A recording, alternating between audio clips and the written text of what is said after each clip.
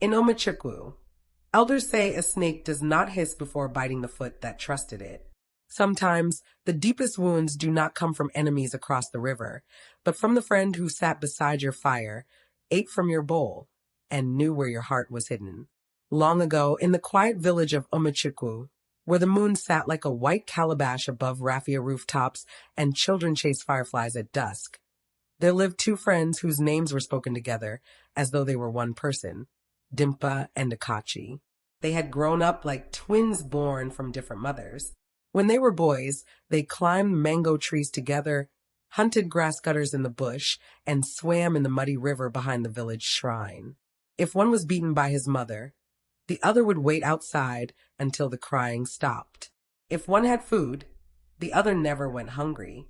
People in the village would smile and say, "Friendship like theirs is stronger than Irako roots." But life, as it often does, did not share equal portions. As the years passed, Ukachi gained admission into a prestigious school in the city. The whole village gathered to celebrate him.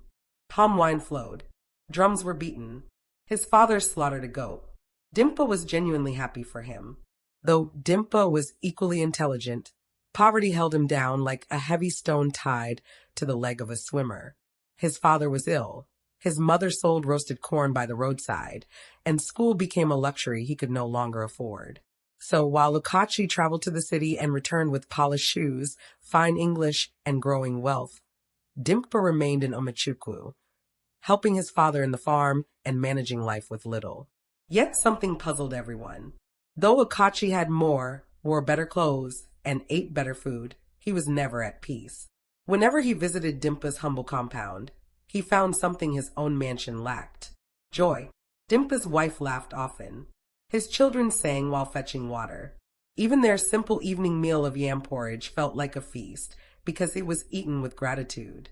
At night, they prayed together and thanked God for daily bread. Ukachi watched this and felt an irritation he could not explain. How can a man with almost nothing sleep peacefully while I, who have much, cannot, he wondered. Jealousy entered Ukachi's heart like a tiny ant. Small, harmless looking, but ants become armies. At first, it was little things. He mocked Dimkpa's patched clothes. He made subtle remarks about his poverty. He laughed too loudly whenever others praised Dimkpa's wisdom or contentment. Dimkpa noticed. He was not blind. He saw the tight smile, the restless eyes, the hidden competition. Still, because he loved Ukachi like a brother, he said nothing. But one evening, as orange sunlight melted behind the palm trees, Dimkpa made a decision. He would test the strength of the rope before hanging his life on it. That night, after sharing kola nut and palm wine, Dimkpa leaned close and lowered his voice. "Ukachi," he whispered, glancing around nervously. "There is something I have never told anyone." Ukachi's eyes widened. Dimkpa continued. 3 nights ago, during an argument at the village square, I struck a man in anger. He fell, hit his head, and died before morning. No one knows I caused it. Ukachi froze. Dimkpa placed a trembling hand on his shoulder. "My brother, I trust you with this because you are my closest friend. If this comes out, my family is finished." Ukachi nodded solemnly. "You can trust me," he said. But inside him, something wicked danced. For the first time in years, he held power over the man he secretly envied. A secret, a dangerous one, a loaded gun placed in jealous hands. At first, he kept quiet. But secrets are heavy stones to those with unstable hearts. Soon, during a casual conversation at the village market, he hinted. "You know," he muttered to a trader, "not every quiet man is innocent." The trader leaned closer. Ukachi said no more, but a seed had been planted. Days later, he told another person after 2 cups of palm wine, "Some people you greet every day are carrying dark things in their chest." Again, he refused details, but the fire had found dry grass. Within a week, whispers spread through Umuchukwu like harmattan dust. By the 2nd week, the story had changed shape. Now people said Dimkpa was a murderer. Women began avoiding his wife. Children were warned not to play near his compound. Men stopped greeting him warmly. At last, village elders summoned Dimkpa. Under the knukwood tree at the village square, with elders seated in a circle, the oldest among them spoke. Dimkpa, a grave accusation has reached our ears. Dimkpa stood calmly. He scanned the gathering until his eyes met Ukachi's. Ukachi looked away. Then Dimkpa smiled, not with anger, not with pain, but with the sad smile of a man whose suspicion has become certainty. He raised his voice. There is no dead man. Murmurs exploded. The story I told Ukachi was false, Dimkpa continued.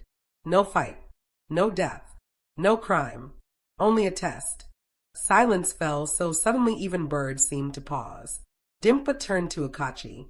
My brother, he said quietly, I wanted to know if my life was safe in your hands. Ukachi's face lost color.